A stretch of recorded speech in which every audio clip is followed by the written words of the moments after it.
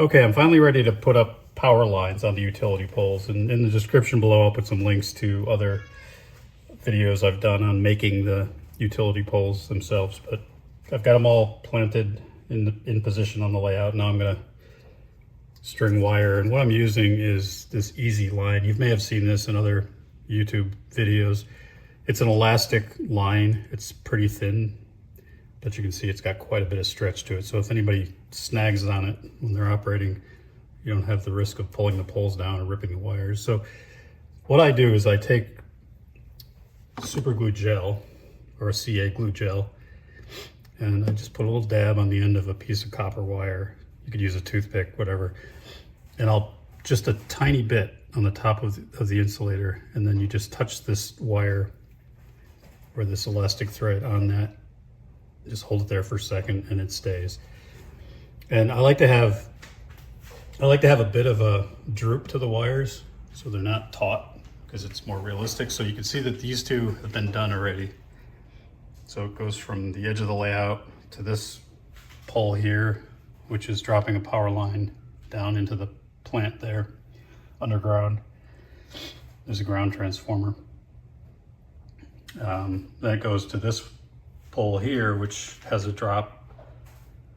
So the idea is the line would get buried as it goes under the overpass, and then it picks back up here on this side. So you can see, if I angle the camera, that there's an ever so slight sag in the wire. So not too much, because I didn't want it to be too close to the buildings, but enough so that your eye can pick up on it.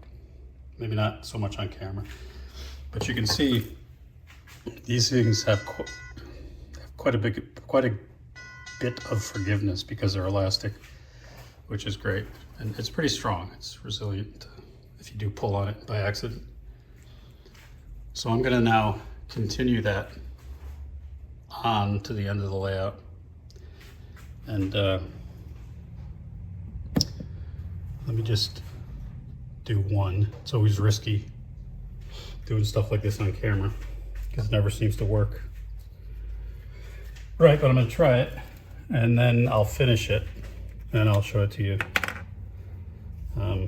So I put a little dab of this gel. Come on. Just a tiny drop. And then I'll touch it on the side of the insulator there. And you take the line, and you can have a little extra coming off the end, because you'll just cut that.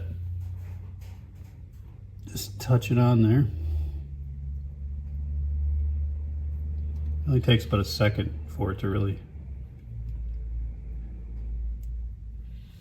glue on. So there you have it. And then that would come out to the next pole, next insulator. And what I'll do is I pull it taut,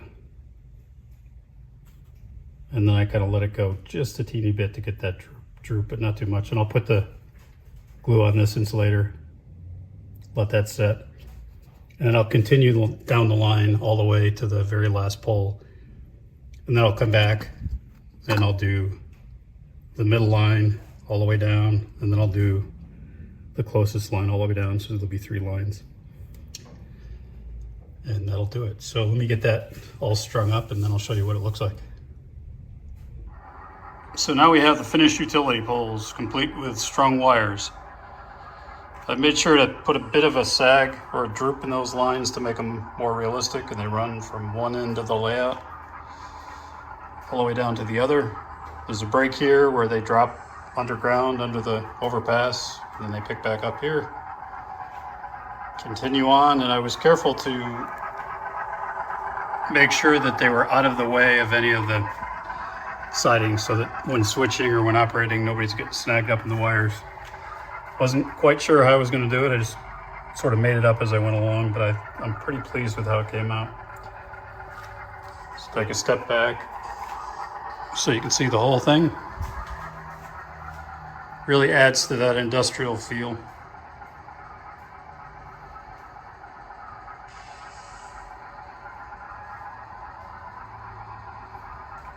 A view from down below.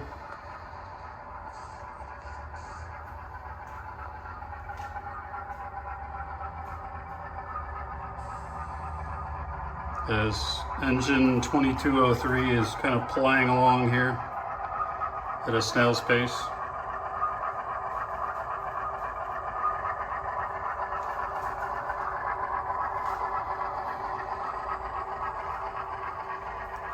So,